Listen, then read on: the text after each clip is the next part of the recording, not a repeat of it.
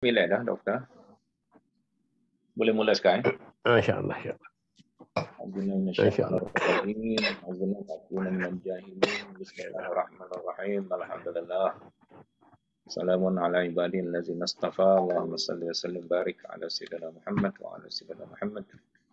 Assalamualaikum warahmatullahi wabarakatuh. Alhamdulillah, doktor kami yang dapat bersama pada malam ini. Dan para penonton yang dihormati, kita menghampiri Ramadan. Dan pada malam ini kita teruskan bahagian akhir surah Al-Qasas. Kita harap dapat menyempurnakan sampai akhir ayat. Kita mula masih pada ayat ke-78. Pada malam ini, qala Allah Ta'ala fil Quran al-Azim, a'udzubillahi minasyaitonir rajim, qala innama utituhu ala ilmin indi. Awalam ya'lam anna Allah qad ahlaka min qablihi minal quruni man huwa ashaddu minhu quwwatan wa aktsaru jam'an wa la yus'alu an dzunubihimul mujrimun. Qarun berkata, sesungguhnya saya diberikan harta kekayaan ini semata-mata kerana ilmu yang ada pada saya. Apakah ia tidak mengetahui bahwasanya Allah sungguh telah membinasakan umat-umat sebelumnya. Tidak lama sebelumnya, ya. Min qablihi di sini umat-umat yang dibinasakan tidak lama sebelumnya. Mungkin merujuk kepada Fir'aun yang telah dibinasakan lebih dulu daripada Qarun. Sedangkan mereka adalah lebih kuat daripadanya dan lebih banyak harta kekayaannya dan jumlah pengikutnya. Dan tidaklah perlu ditanya kepada orang-orang yang berdosa yang dibinasakan itu, apakah dosa-dosa mereka. Sila, doktor. Jadi ayat ni kalau kita ingat, dia lebih kepada tentang cerita Qarun lah. Masih Qarun ya, masih Qarun. Qarun ni, Qarun. Masih kata-kata Qarun. Ya, semua kita tahu. Ya. Yang Qarun kita tahu dia adalah asalnya pengikut Nabi Musa. Tapi Tuhan bagi kepada dia harta. Lepas bagi harta dia jadi macam sombong. Sebab tu saya ingat Syarawi ada cerita Qarun diminta oleh Nabi Musa supaya hartanya banyak itu daripada 1,000 dinar diberi zakat 1 dinar, 1,000 dirham diberi zakat 1 dirham. Mana kecil sajalah. Tapi manusia ni bila Tuhan bagi kelebihan sikit, dia mula rasa engkar, dia mula rasa lebih. Padahal Qarun dia pun tahu maknanya dia diberi harta oleh Allah hanyalah disebabkan pengetahuan dan kepandaian yang ada pada dia kata. Padahal kita semua tahu bahawa harta ini adalah anugerah Allah Subhanahu Wa Taala. Tapi saya ingat siapa-siapa macam itulah. Orang berilmu, dia rasa ilmu tu pandai dia sombong. Tapi kalau dia ingat itu adalah anugerah Allah sikit saja, dia tak sombong. Orang ada kuasa macam itu juga. Kalau dia rasa kuasa tu hasil daripada usaha cerdik pandai dia, strategi dia, taktik dia, teknik dia akan jadi sombong. Kira orang ada apa-apa sahajalah. Sebab itu kita sentiasa kena kembali kepada Allah. Sebab orang-orang dahulu, daripada zaman Nabi Nuh sampai zaman Nabi Muhammad sampai lepas tu, mereka tu lebih kuat daripada kita. Tapi Allah Ta'ala hancurkan bila mereka dah membuat kejahatan atau menjadi orang yang melalai kepada Allah Subhanahu Wa Ta'ala. Ya. Okey, doktor. Kita pergi pada ayat ke-79. Faqaraja ala qaumihi fi zinatih. Qala alladhina yuriduna al-hayata ad-dunya ya laita lana mithla ma utiya Qarun innahu lazu hazzin 'azim. Lalu Qarun keluar kepada kaumnya dengan keadaan yang megah, dengan keadaan yang angkuh bersama dengan perhiasan-perhiasannya. dan berkata, orang-orang yang menghendaki kehidupan dunia, yang melihat Qarun dengan kekayaannya yang begitu melimpah ruah pada manusia yang terpengaruh, mereka berkata, moga-moga kiranya kita mempunyai seperti apa yang telah diberikan kepada Qarun. Sesungguhnya dia benar-benar mempunyai keberuntungan yang besar. Jadi ini ada satu kumpulan manusia yang menganggap mempunyai kekayaan walaupun kufur, mempunyai kekayaan walaupun tidak mentaati Allah adalah satu keberuntungan yang besar. Sila, Doktor. Ya, Datuk, zaman kita sekarang ni, bila kita tengok orang ada kuasa, ada polis yang jaga dia, ke mana dia disambut, kita pun rasa ada jadi macam tu. Kita tengok orang kaya, keluar dengan harta yang banyak, 7 keturunan pun tak habis, kita pun rasa juga, nak macam dia juga ke.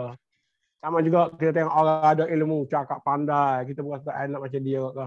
Tapi sebenarnya, kalau semua kekayaan atau kuasa atau ilmu pengetahuan atau kemampuan itu disalahgunakan, maka dia membawa musibah kepada seorang itu. Macam orang inilah, dia nak jadi Qarun tu, tapi akhir sekali mereka yang nak kepada Allah dan mengetahui akhirat itu khairun wa abqa, maka benda akhir jadi kecil, jadi hina, remeh-temeh. Tak ada pun tak apalah, asalkan Tuhan sayang kepada kita. Bila Tuhan kita ada Tuhan, segala-galanya ada. Bila kita tak ada Tuhan, segala-galanya hilang daripada kita. Ya. Baik. Kumpulan manusia ini menyebut bahawa kaya raya seperti Qarun itu adalah lazu hazin azim, keberuntungan yang hebat, yang agung. Tetapi apa kedudukan yang sebenarnya dijawab oleh ayat ke-80 ya. Wa qala alladhina utul ilma wailakum sawabullahi khairul liman amana wa amila salihan wa la yulaqqaha illa sabirun. Berkatalah satu orang yang diberikan ilmu, ya, yang dapat ilmu keakhiratan, ilmu menuju ketuhanan, ya, ilmu mencapai kesejahteraan yang sebenar yang kekal abadi. Kecelakaan yang besarlah bagimu sekalian kalau kamu berharap menjadi seperti Qarun, kaya tetapi tidak mentaati Allah, kaya tetapi kufur, kaya tetapi tidak berbakti, kaya tetapi angkuh. Sebenarnya celakalah bagi kamu, ya. Sawabullahi khairul liman amana wa amila salihan. Sebenarnya pahala di sisi Allah adalah jauh lebih baik bagi orang-orang yang beriman dan beramal kebaikan, beramal soleh. Wala yulaqaha illa sabirun, dan tidaklah mendapat sawabullah tadi, pahala yang besar dari sisi Allah tadi, kecuali orang-orang yang bersabar. Sila, Doktor. Jadi tu kita nak tekan sangat ni, terutama bila bulan Ramadan nak masuk ni. Bagaimana kita nak mendapat ilmu tentang iman? Bagaimana kita nak dapat ilmu tentang amal? Dan kalau kita dah tak silap jalan, satulah kita bagi buka peluang kepada kita supaya bertaubat. Jadi dengan taubat, dengan ilmu, dengan amal sahajalah yang boleh melepaskan kita kepada jalan yang benar. Dan saya ingat bulan-sebulan Ramadan ni kita gunakanlah sepenuhnya. Dan antara caranya juga kita kena mendekati diri, membaca sirah-sirah Rasul, sirah-sirah Nabi, sirah-sirah orang soleh, sirah-sirah wali Allah, sirah-sirah ahli ulama yang benar, dan orang-orang yang banyak beramal soleh. Itulah boleh mendekatkan diri kita kepada Allah dan menjadikan hati kita nipis, senang untuk mengikut benda-benda yang benar. Dan kita kena betul-betullah tadabbur betapa teruknya azab yang diterima oleh mereka yang engkar kepada Allah, seperti Fir'aun, seperti Qarun, seperti Haman, seperti Abu Lahab, yang semuanya dirakamkan, diukir dalam Al-Quran untuk sepanjang zaman. Jadi rugilah bagi mereka yang Al-Quran, ada hadis Nabi, ada kisah-kisah yang baik ni kita tak ambil untuk iktibar untuk tahun bulan Ramadan yang akan datang ni. Ambillah peluang ni. 30 hari itu sudah cukup untuk kita menghakis benda-benda yang jahat dari diri kita nafsu yang sentiasa mengganggu kita, kita kembalilah kepada iman. Karena Allah Ta'ala mengatakan, orang yang datang kepada Allah illa man atallaha biqalbin salim.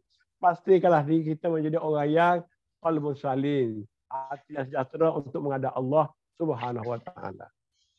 Baik, kalau kita tengok ayat ke-78 tadi, perkataan ilmu dah ada. Tetapi ilmu mengenai dengan bagaimana mencari kekayaan. Ya. Sekarang ada pula kata ilmu, ayat ke-80 ini. Dan ilmu ini adalah ilmu mencari keredaan Allah dan bahagia di hari akhirat. Sepatutnya tidak ada pertentangan di antara dua ilmu ini.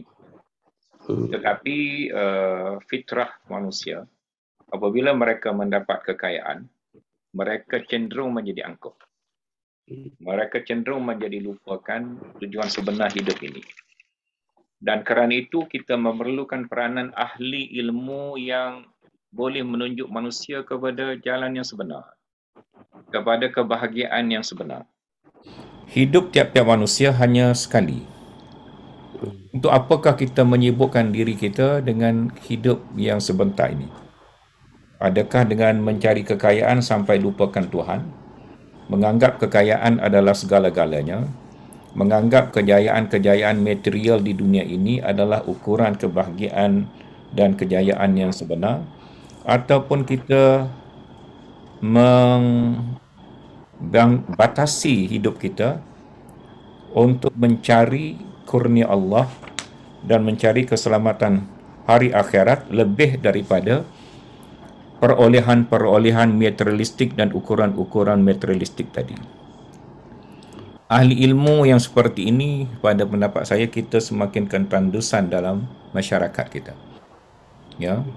Padahal kita pada asasnya sentiasa bersikap lalai, menganggap kematian dan hari akhirat masih jauh, menganggap kehidupan dunia adalah sangat mustahak, mengatasi segala-galanya, menganggap pencapaian dalam karier, baik politik, baik ekonomi, baik keuangan, baik kerjaya-kerjaya yang lain adalah sebagai matlamat unggul. Dengan begitu kita sedikit demi sedikit terlalai daripada matlamat utama kita, iaitu selamat daripada azab dan berbahagia pada hari akhirat.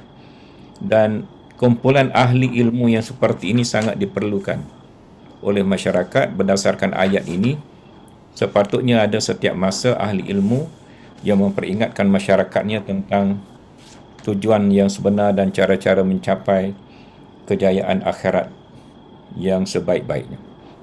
Faqasafna bihi wa bidarihi al-ardha fama kana lahu min fi'atin yansurunahu min dunillah wa ma kana minal muntasirin.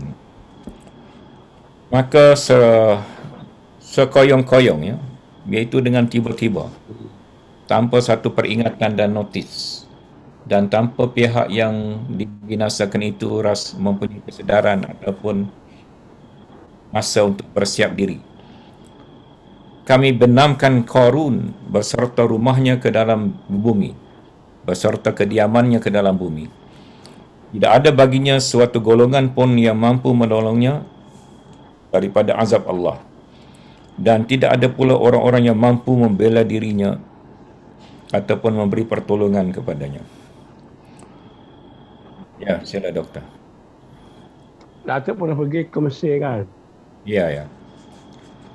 Dan orang di Mesir biasa pergilah ke tengok ke tasik Qarun tu. Ya. Kita tak tahu betul kata cerita tu, baru kata di situlah. Orang di tengah-tengah pada pasir tu ada sebuah tasik yang besar. Yang dikatakan di situlah Qarun ditenggelamkan. Rumah dia, tanah dia dengan harta dia. Yang peliknya, kalau kita jumpa barang-barang emas, barang perak lama di rumah kita di Malaysia apa, kita kata harta Qarun. Maknanya terlalu kaya sampai ke seluruh dunia apa. Famous. Popular. Maknanya tanah dia ditelan oleh bumi. Allahu Akbar. Sebab tu balik pada Datuk kata lah, kita sekarang ni kekurangan ilmuwan, ulama-ulama yang membawa orang ke akhirat. Sebab dalam tradisi ilmu ni pun Nabi pesan kepada kita, ada ulama-ulama pesan kepada kita beradab, berakhlak sebelum berilmu. Ramai orang sekarang ni, walaupun ilmu agamawan sendiri banyak, belajar tinggi-tinggi, ada PhD macam-macam. Tapi bila tidak ada akhlak, tidak ada adab, cakap apa pun tak apa, penulisan pun entah apa, sikap pun tak apa, amalan contoh teladan pun tak apa. Ini yang kita takutkan. Sampai tahap orang berilmu yang jadi dalun, dia sendiri sesat, mudilun dan menyesatkan orang lain. Sebab itu kita kena harus berhati-hati mencari guru, tahu atas lutut belakang dia. Sebab banyak ajaran-ajaran salah, ajaran-ajaran sesat ni berlindung di sebalik nama-nama yang indah-indah, dia elok-elok. Tahulah tarikat lah macam-macam itu. Bukan salah tarikat dan tasawuf tu. Tapi kena cari guru yang betul-betul mursyid, yang ada ilmu, yang amalan yang baik, yang dikenali sebagai seorang yang betul-betul sebagai orang yang dikasihi oleh Allah. Allah. Baik, Doktor, baru-baru ni, baru berlaku di Kongo, Republik Kongo. Orang kampung jumpa gunung emas. Satu gunung tu emas, ya. Korek dengan sikul saja, dengan cangkul biasa, ada nugget emas, ada biji-biji emas. Bersih dengan air sikit, keluar biji-biji emas. Satu gunung emas, ya. Dan ini kebetulan dengan hadis Nabi SAW, akhir zaman nanti sungai Furat akan kering dan gunung emas akan muncul, ya. Dan kalau kita nak kaya macam Qarun, kita boleh ambil tiket pergi ke Kongo, ya. Untuk cari gunung emas di gunung tersebut. Tetapi kesudahannya, kalau kita ada emas yang banyak, kita tinggal agama. Kita ada pangkat yang besar, kita tinggal agama. Kita tidak lagi memperhatikan prinsip-prinsip agama tadi. Dan contoh dia sudah ada. Qarun adalah antara ikon, ya. Ikon manusia kaya. Firaun adalah ikon manusia mempunyai kuasa politik yang sangat besar. Dan Haman adalah ikon kuasa ketenteraan. Apa jadi dengan ikon-ikon dunia ini, ya? Kaya macam Qarun pun, fakasafna bihi wa bidarihi, sekali dengan dirinya dan kediamannya, ditenggelamkan bumi dengan serta-merta tanpa satu notis. Tak sempat siap. Dan mengikut hadis Nabi SAW, pada masa Qarun ditenggelamkan bumi, dia pakai pakaian yang paling kemas, rambutnya baru saja disikat, pakaiannya 2 lapis, dan pada waktu itulah dia ditenggelamkan. Maknanya tengah smart lah, tengah enjoy, tengah seronok, tiba-tiba tenggelam dalam bumi untuk selama-lama, tak boleh timbul balik. Apakah itu yang kita kehendaki sebagai orang mukmin? Dan lebih penting lagi, tidak akan ada penolong. Nak beli penolong-penolong, nak beli lawyer di hari akhirat, nak beli syurga dengan emas yang dia kumpul, tak ada nilai. Dia miskin macam kita saja di hari akhirat. Tak ada lebih daripada orang lain. Wa asbahal ladzina tamannaw makanahu bil amsi yaquluna wa ka'anna Allahu yabsutur rizqa liman yasha'u min ibadihi wa yaqdir. Laula amanna Allahu alaina laqasafa bina wa ka'annahu la yuflihul kafirun. Jadilah orang-orang yang kemarin berangan-angan supaya kedudukannya sama seperti Qarun. Aduhai, benarlah Allah yang berkuasa melapangkan rezeki pada sesiapa yang dia kehendaki dari hamba-hambanya, dan menyempitkan rezeki kepada hamba-hamba yang dia kehendaki atas ketentuannya. Jika Allah tidak melimpahkan kurnianya atas kita dengan hidayah, dengan petunjuk, kita benar-benar akan ditenggelamkan. Benar-benar dia telah membenamkan kita pula, sama seperti Qarun. Aduhai, benarlah tidak beruntung orang-orang yang mengingkari nikmat-nikmat Allah dan kewujudan Allah. Baik, ini tentang orang yang masih tadi ayat ke-70. 9 tadi ya. Yang berharap kaya macam Qarun, kemudian dinasihatkan oleh ahli ilmu jangan berfikiran seperti itu. Dan sekarang bila diselangkan dengan ayat 81, Qarun dibinasakan kerana keangkuhan dan kekufuran dan kemaksiatannya, maka orang-orang yang tadinya berangan-angan ya, tamannau ya. Tamannau ni adalah angan-angan, iaitu berharap sesuatu yang tidak mungkin dicapai ataupun mereka berharap sesuatu dengan tidak berbuat apa-apa. Sekarang mereka sedar ya, mereka insaf. Nasib baiklah kita tak jadi kaya macam Qarun sehingga lupa diri dan dibinasakan. Nasib baik. Ya, berkali-kali ucapkan nasib baik kita berbahagia kerana tak jadi macam Qarun. Dan benarlah Allah yang menentukan rezeki. Siapa yang banyak rezeki, yang lebih kaya, yang lebih miskin, dan semua itu dengan hikmah yang ditentukan oleh Allah. Laula amannallahu alaina lakasafa bina, kalau kita kaya macam Qarun, kita telah dibinasakan juga macam Qarun. Dan betul lah wa ka'annahu la yuflihul kafirun, orang-orang yang kufur, baik kufur nikmat Allah ataupun kufur tentang kewujudan Allah, tidak akan berjaya. Sila doktor.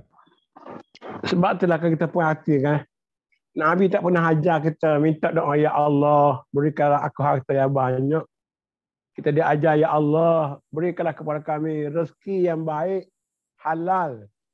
Sama juga tidak ada ajar, ya Allah, beri kepada aku ilmu yang banyak. Tapi diberi kepada kita ilmu yang, apa kata Imam Ghazali, ilmu yang boleh diamalkan. Kerana itulah ilmu yang sebenar. Jadi kalau kita mencari harta, mencari ilmu, mencari kuasa, melalui rompokkan, melalui samunan, melalui apa-apa yang tak betul lah. Buat apa harta itu? Gaji 100,000 pun. Buat apa kuasa itu? Sebesar mana sang kita laku pun. Buat apa ilmu itu kalau menyesatkan orang? Jadi baiklah kita mendapat yang halal, yang baik, walaupun sedikit. Kata orang, rezeki yang sedikit, halal cukup. Tapi kalau rezeki yang banyak, kata halal, maka dia tidak mencukupi. Itu kata Nabi. Allahuakbar. Baik. Kita telah lihat Fir'aun dibinasakan di lautan ya.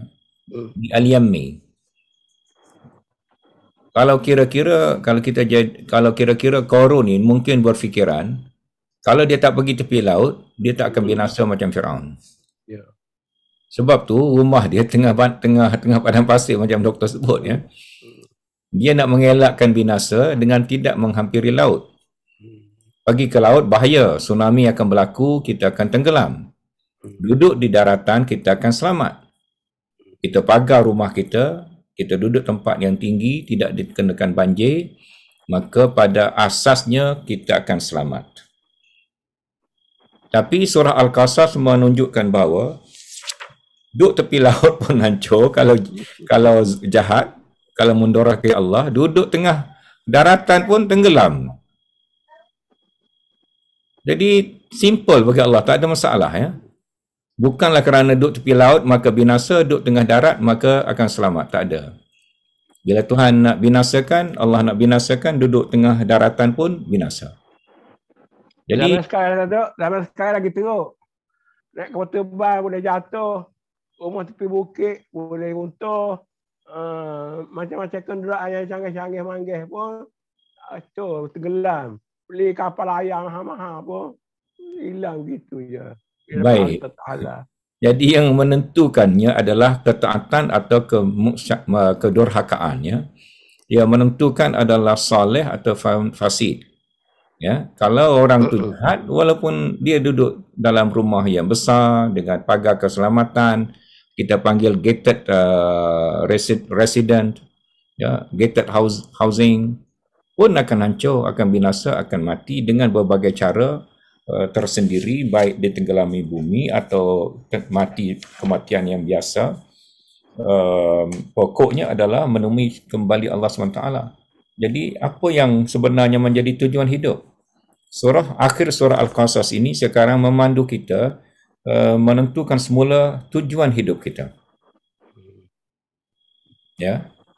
Jadi pakat-pakat kita ambil pengajaran daripada akhir surah Al-Qasas ini, kita sekarang menghampiri tamatnya surah ini. Sekarang Allah sedang memberikan suluhan cahayanya, kesimpulan-kesimpulan pelajaran-pelajaran daripada surah Al-Qasas yang bermula dengan ayat yang pertama dan dengan dua tokoh ataupun tiga tokoh, Qarun, Haman dan juga Fir'aun, untuk kita renungi.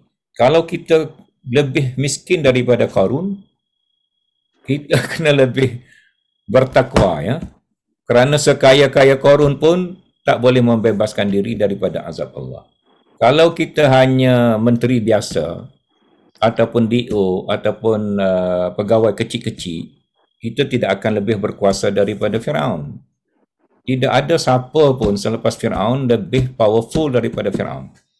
Jadi kalau Fir'aun yang hebat itu pun tidak dapat membela dirinya dengan kekuatan politik, kekuatan tentera dan politiknya, siapalah kita di hadapan Allah SWT.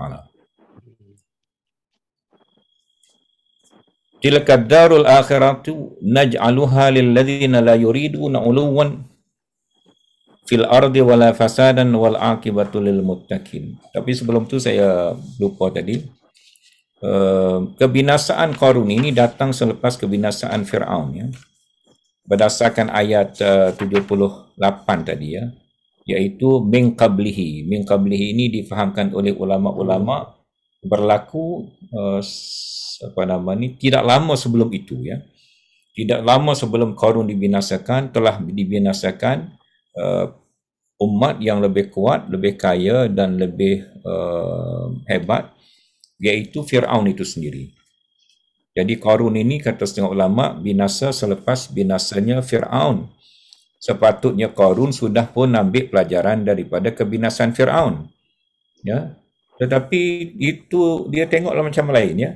Dia tengok Fir'aun ni binasa kerana dia duduk tepi laut. Dia tak binasa kerana dia duduk tengah darat, ya.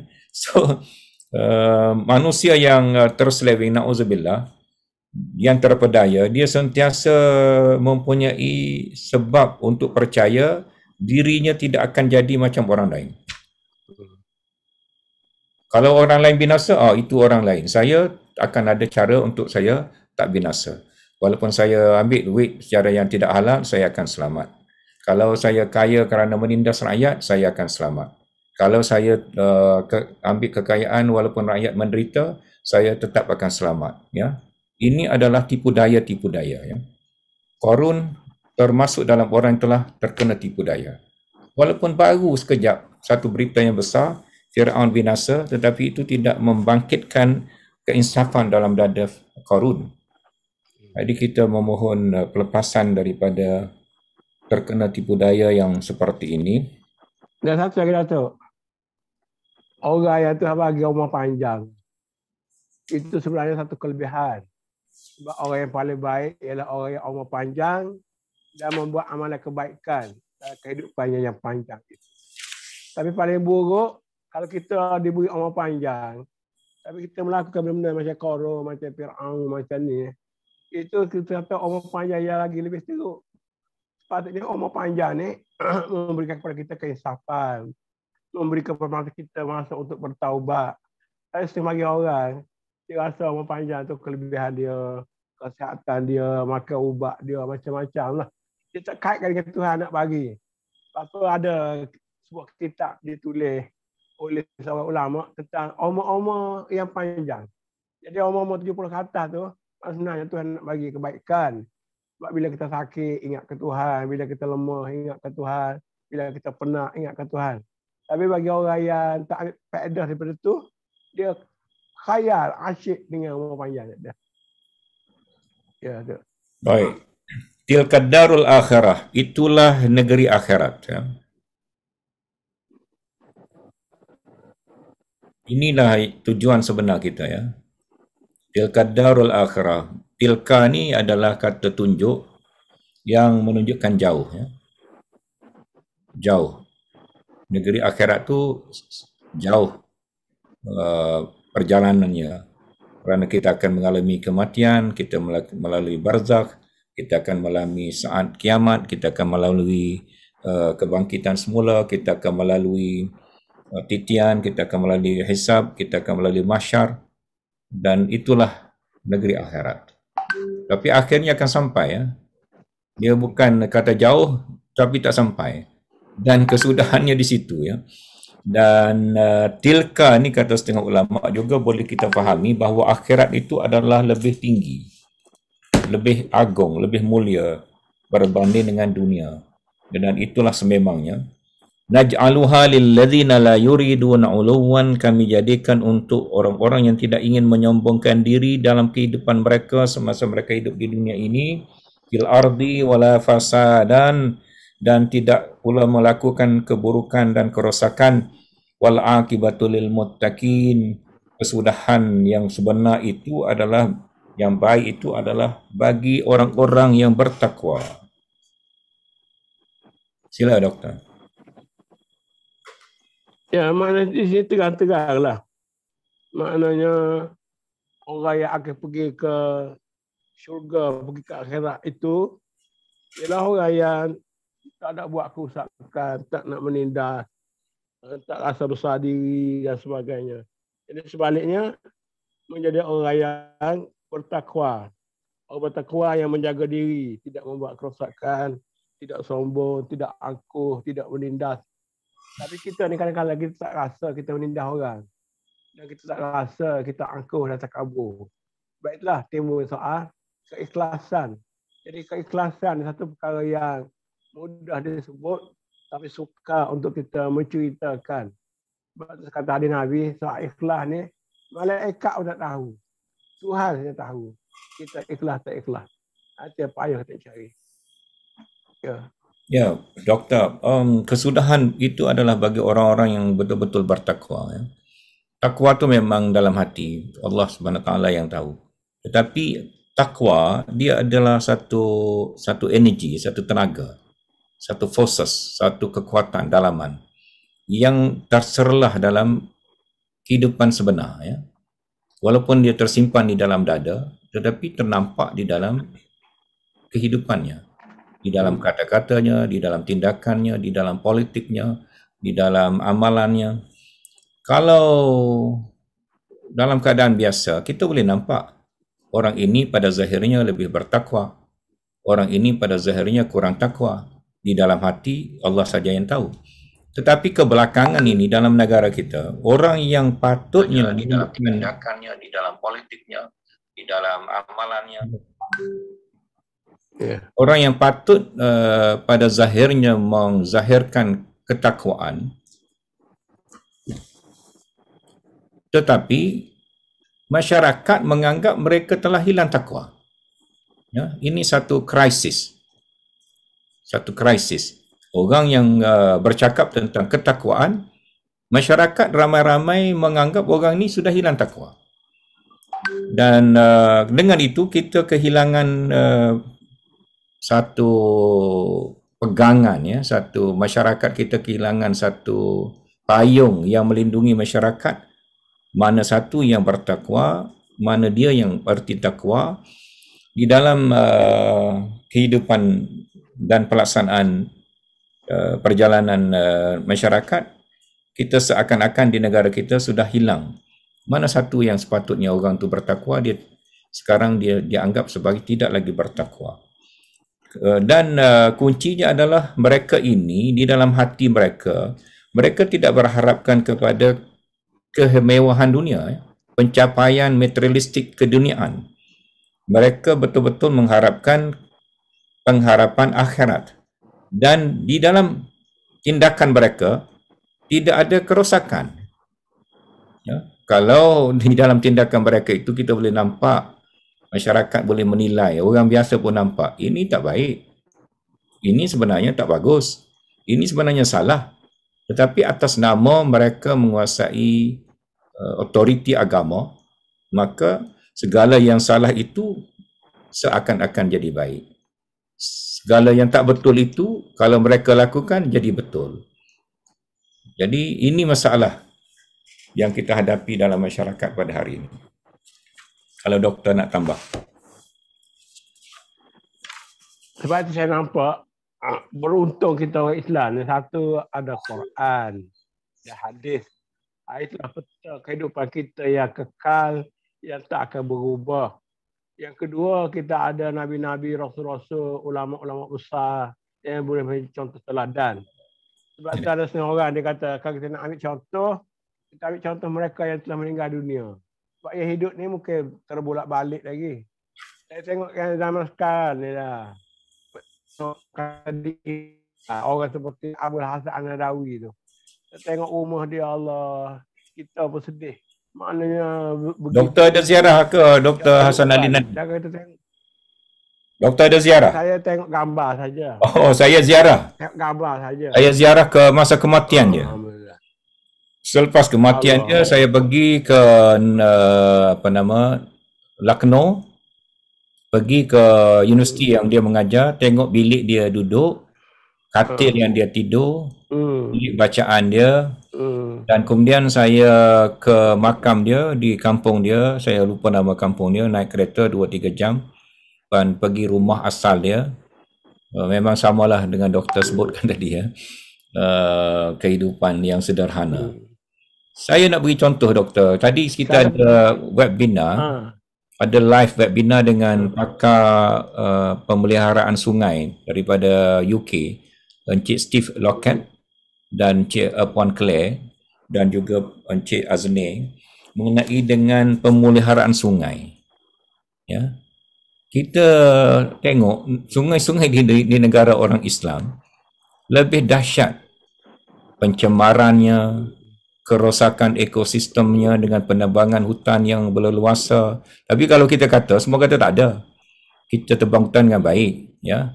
Tapi kita boleh tengok segala lumpur masuk ke dalam tanah hasil daripada penebangan hutan. Tetapi kita baca Quran. Saya jadi salah seorang panelis. Ada 54 ayat tentang An-Nahar. Dan ada 3 ayat tentang sungai sebagai Yammi. Dan Al-Bahar merujuk kepada sungai air tawar. Kita baca hadis Rasulullah SAW ya, tentang wajib menjaga kebersihan sungai. Jangan membazir air sungai. Jangan kencing buang air di dalam sungai, mengotorkan sungai. Tapi sungai kita paling kotor ya. Jadi wala fasadan ini doktor, pada pendapat saya kita mentah-mentah saja kita cabul ya. Kita cabul dalam bentuk aktiviti peribadi, baik aktiviti berkerajaan, dan kita tidak meluruskan. Kalau kita meluruskan jaga sungai saja, jaga alam sekitar saja, mengikut Quran dan hadis, tentulah hasil negara kita ataupun hasilnya dapat dilihat di negara kita. Jadi wala fasadan ni kita baca sebagai lipstick saja. Sebagai hiasan mulut saja ya. Ada satu soalan doktor, walaupun kita dah kupas tadi. Qarun tenggelam bila? Ahmad bin Muhammad tanya, selepas Fir'aun mati atau sebelum ya? Saya dah jawab tadi mengikut ulama berdasarkan kepada kalimat min qablihi pada ayat ke-78 surah Al-Qasas difahamkan bahawa Qarun binasa selepas daripada Fir'aun. Saya nak sambung tadi sikit lah tu. Baik, silakan doktor. Saya tak pergi tengok An-Nadawi, tapi saya pergi rumah Maududi. Ya, ya. Dia tengok kubur dia dan kawasan rumah dia. Hidup agak simple. Dan yang saya pergi makan, minum dah. Saya pergi rumah Ramadan Al-Buti yang mati dibunuh. Syahid. Rumahnya biasa saja juga. Naik lift satu tingkat. Bolehlah rasa air orang rumah dia. Jadi saya tengok ni ulama-ulama yang kemudian ni pun masih ada. Tapi mungkin lah kita kena baca sikit lah. Riwayat mereka, perjuangan mereka dan bagaimana mendekatnya mereka dengan Allah. Terus perjuangan daripada muda sampailah mati. Walaupun tak banyak, tak ramai, tapi tokoh-tokoh ni lah kita kena jadikan sebagai idola kita sekarang. Allah. Baik, kita simpulkan ayat ke-83 ini, iaitu antara dua teras syarat muttaqin tadi, hati mereka, cita-cita mereka tidak nak kepada ketinggian keduniaan. kalau diberi pilihan di antara kuasa politik yang berasaskan kepada kemungkaran dengan keredaan Allah, dia pilih keredaan Allah. Itu maksudnya. Mentang-mentang nak kuasa, maka langgar segala asas moral, segala hak-hak pihak-pihak yang berhak, itu adalah termasuk dalam yuridu na'uluwan fil ardi, pada pendapat saya. Sepatutnya orang mukmin muttaqin la yuridu na'uluwan fil ardi wala fasadan, ya. Jadi dua ni adalah syarat. Yang paling menakutkan kita sekarang ni adalah ajaran baru seperti pragmatism tu.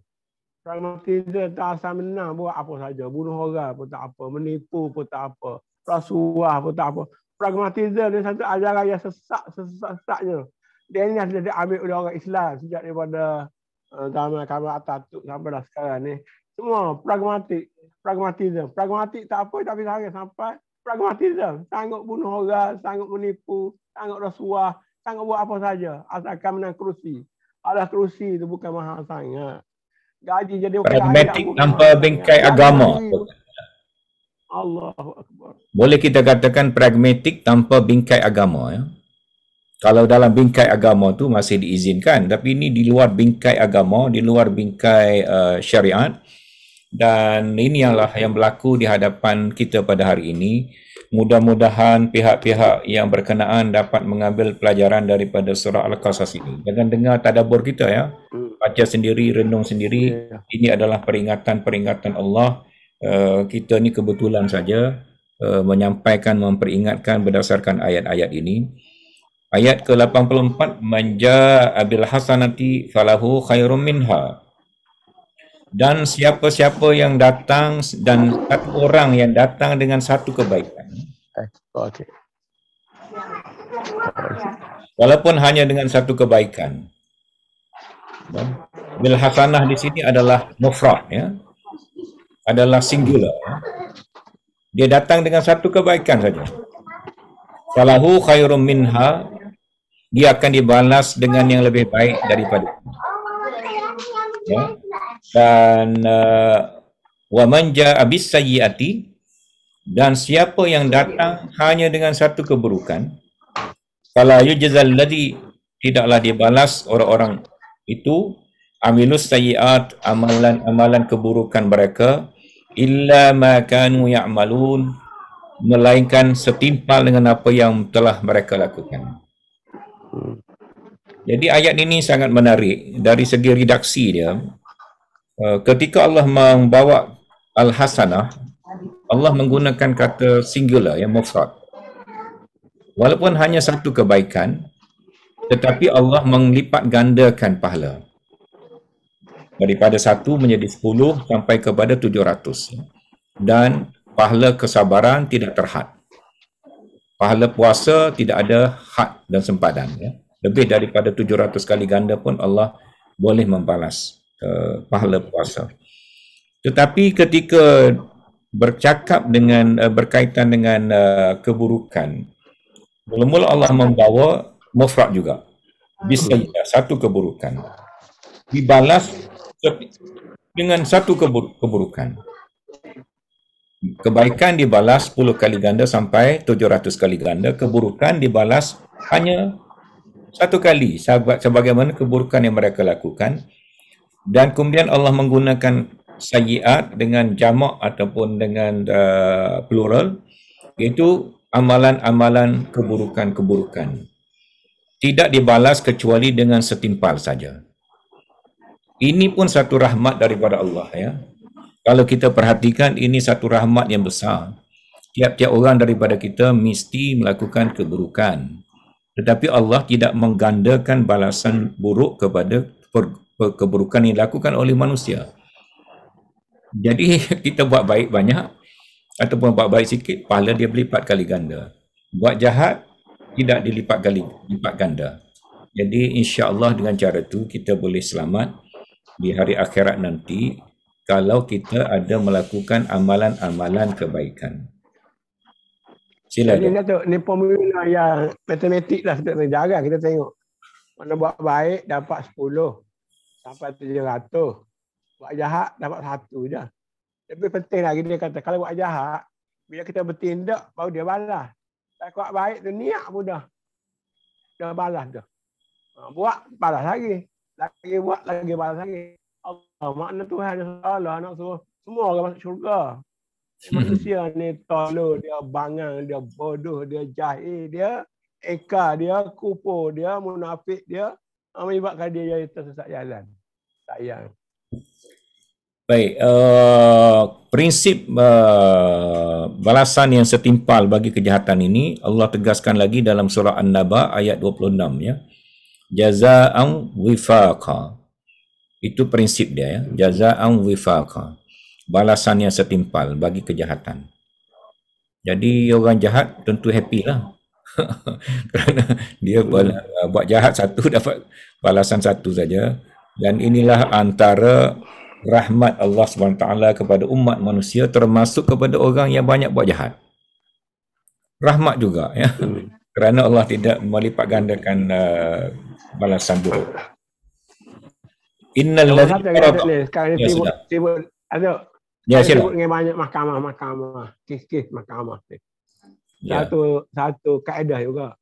Lebih baik terlepas orang jahat daripada terzalim orang yang tak jahat. Antara dua keadaan.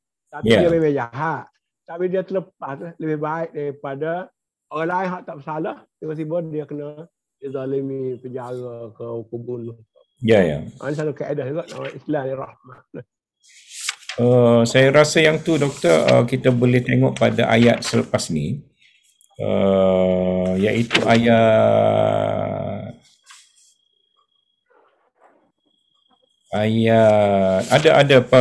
ayat ini berkaitan dengan bagaimana percubaan untuk mengubah keadilan, iaitu satu orang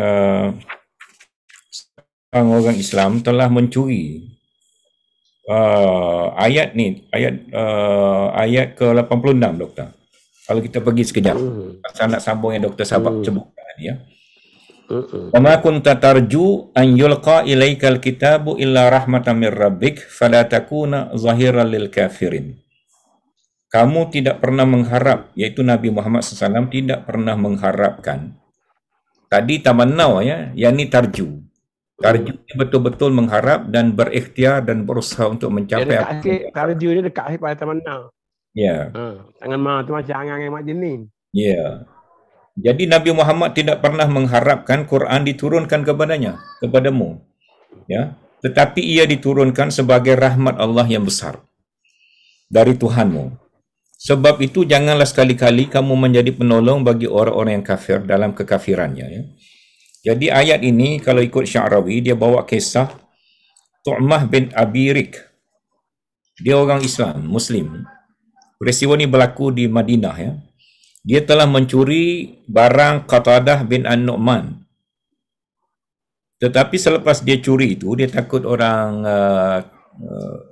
trace dia, cari dia, jejak dia. Dia letakkan barang itu pada satu orang Yahudi bernama Zaid bin As-Samin. Ya. Bila orang cari, dia dapati barang itu ada di rumah orang Yahudi ni.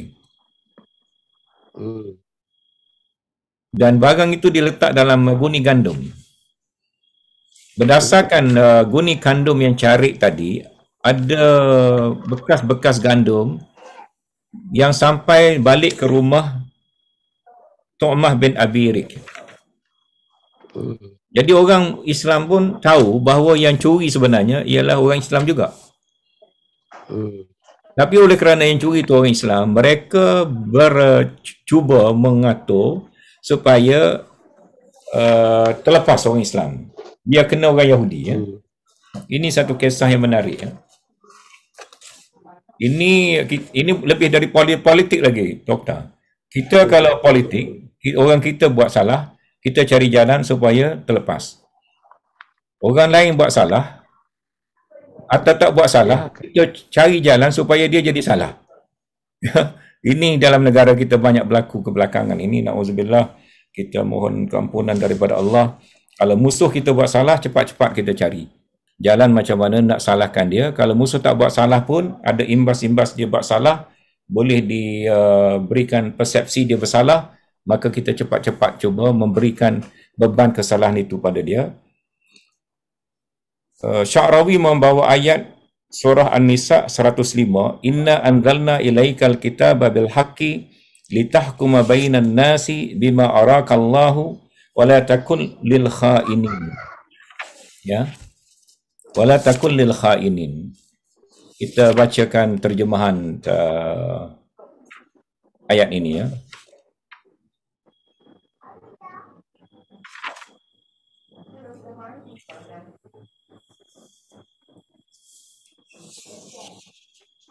Di mana akhirnya Nabi sallallahu alaihi wasallam telah dapat ayat ini diturunkan pada baginda, maka baginda telah menolak percubaan mengenakan orang Yahudi dengan kesalahan itu dan tetap menghukum orang yang betul-betul mencuri.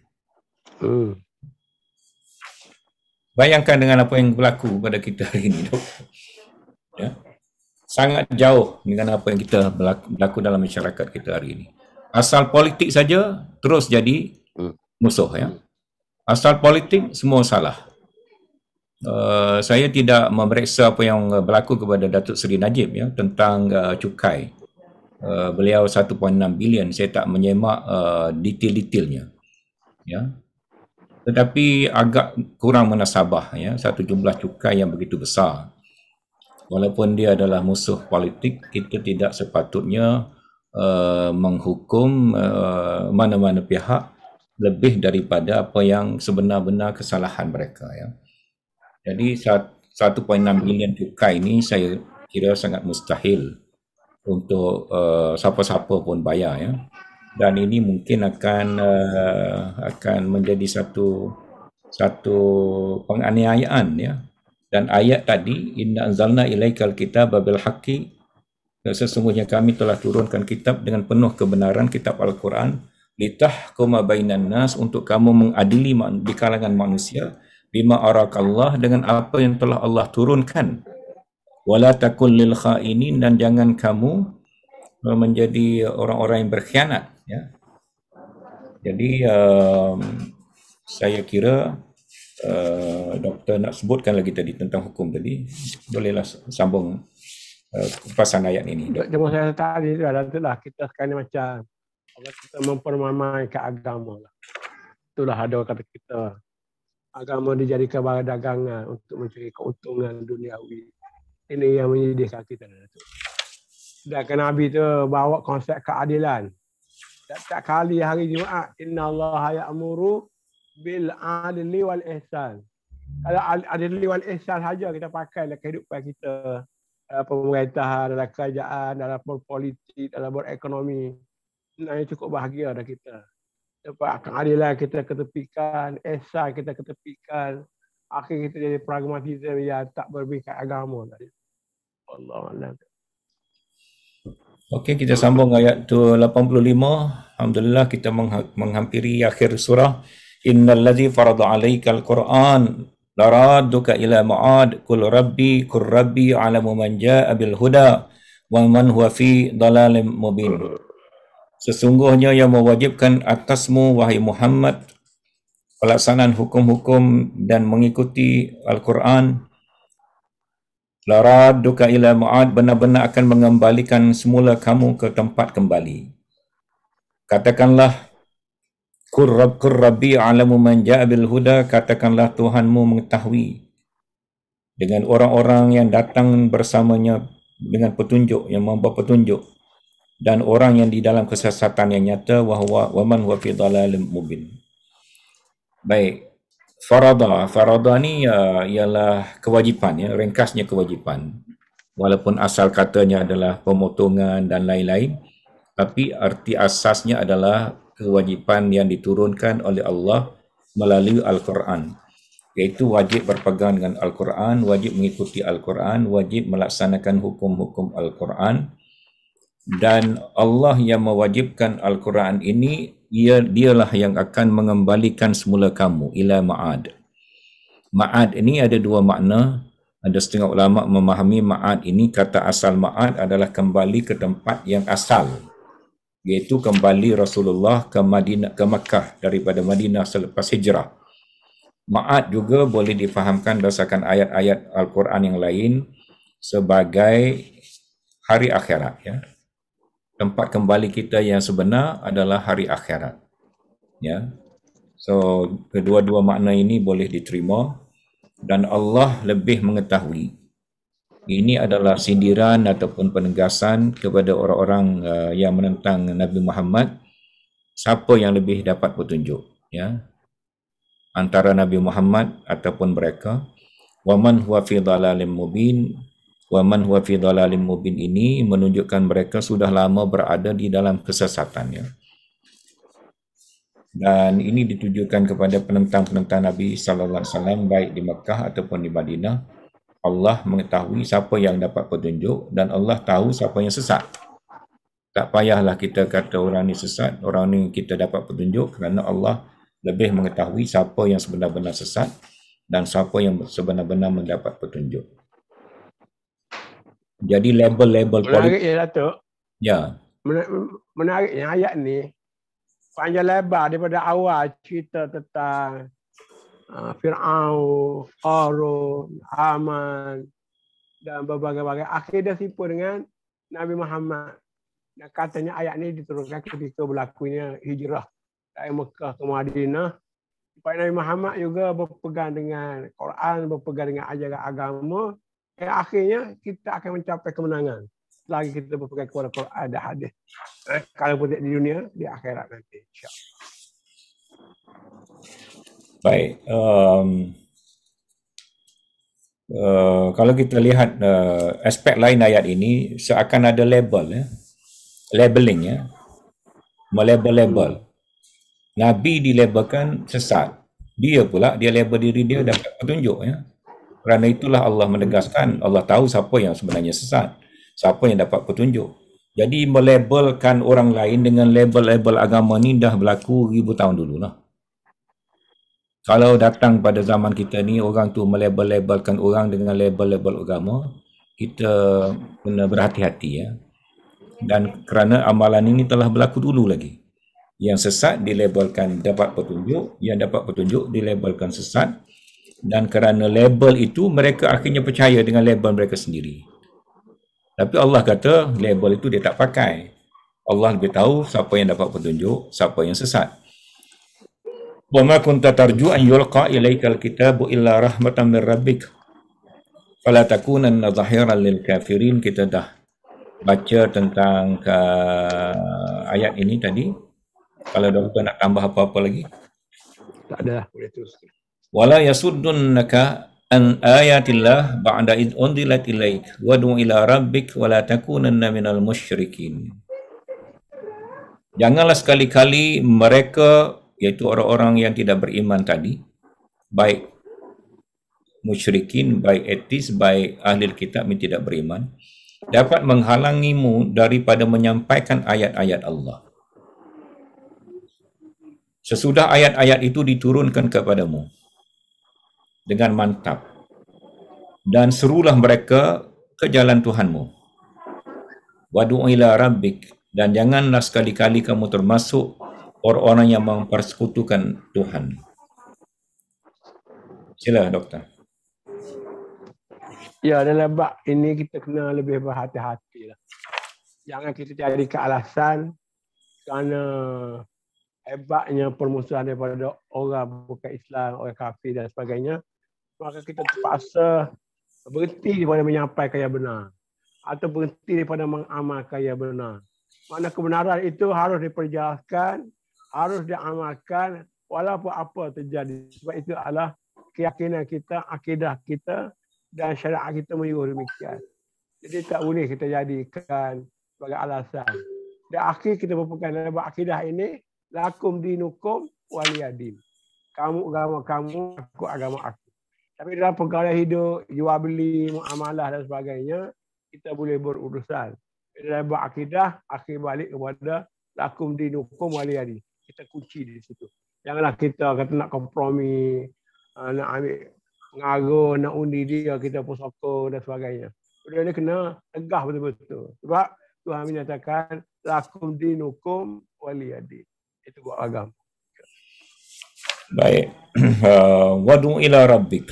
Dalam sepanjang surah ni kita dah berkali-kali ulangi tujuan ayat-ayat ini diturunkan untuk kita berhadapan dengan masyarakat bukan Islam dalam bentuk rahmah kepada mereka dengan mendekati mereka dan membawa pengajaran Al-Quran kepada mereka, memberikan peringatan pada mereka, baik kepada orang musyrik, baik kepada orang etis, baik kepada orang ahli kitab yang belum beriman dengan Nabi Muhammad SAW.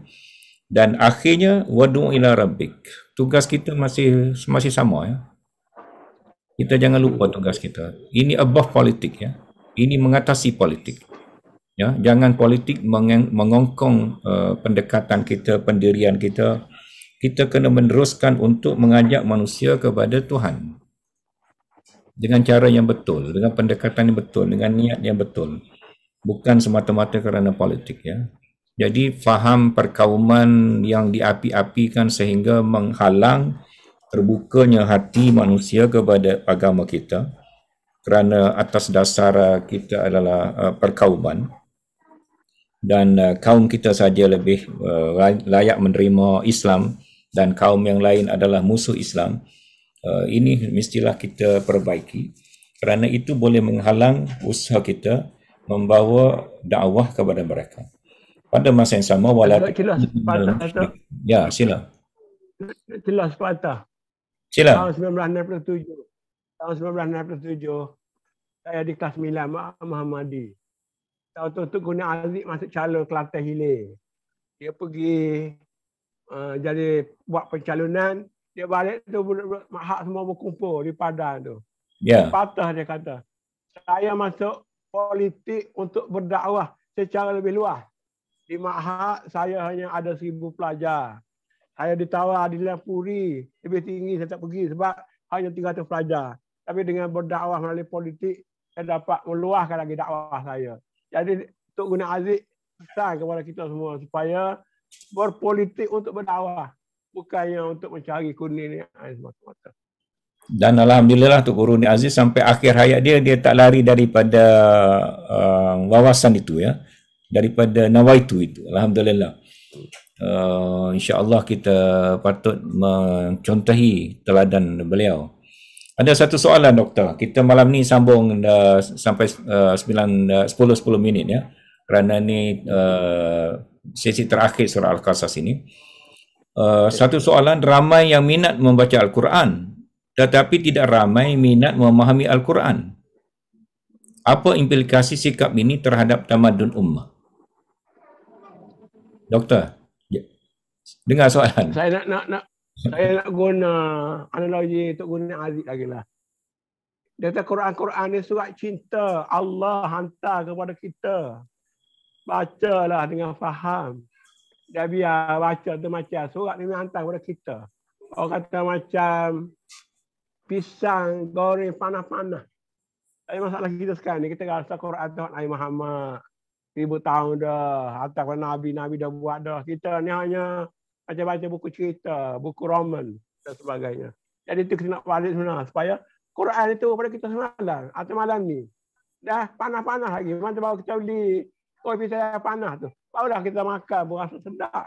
Tapi kata rasa sejuk, beli hak tahun lepas lagi, beli hak tahun 2000 tahun Nabi Muhammad, orang kafir zaman Nabi Muhammad, orang beriman Nabi Muhammad. Itu aja tak ada memberi jadi sumber kepada tamadun kita ni.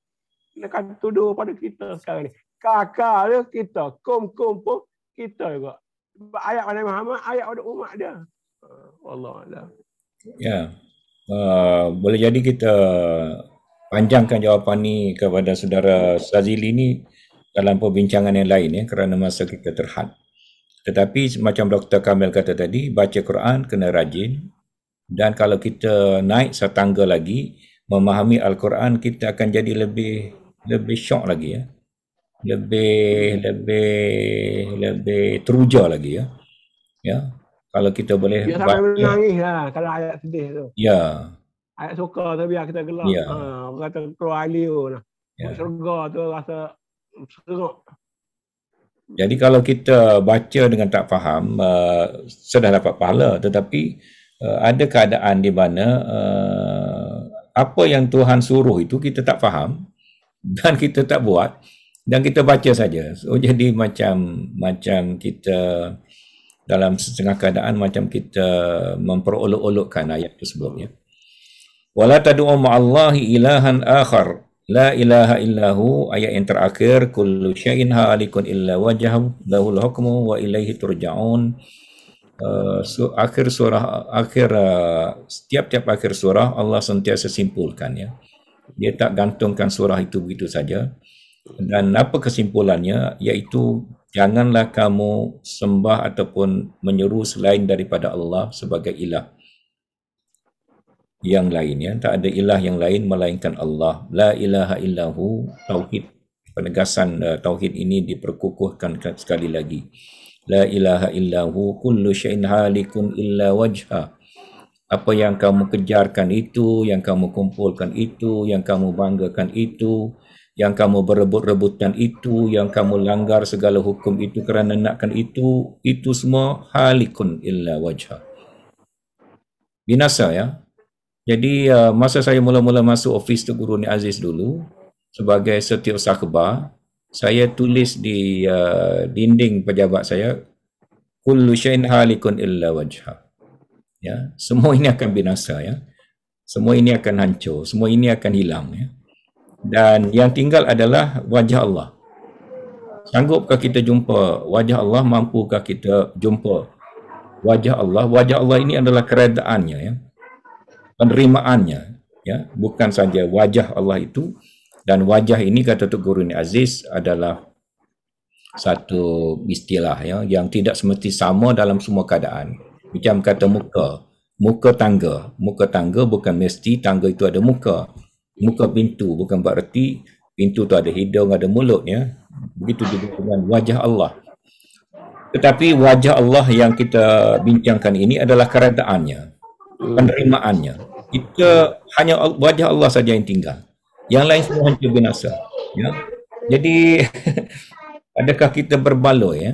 Kita berbalah, kita bergaduh, kita bermusuh, kita membatasi satu sama lain, kita menolak kebenaran, kita menolak keadilan, kita segala-galanya kerana politik, kerana kedudukan, kerana kuasa, kerana harta, kerana pembahagian kekayaan. Sedangkan ini semua adalah kullu syai'in halik. Semua ini akan hancur binasa, hilang, dan yang tinggal adalah wajah Allah, lahul hukmu.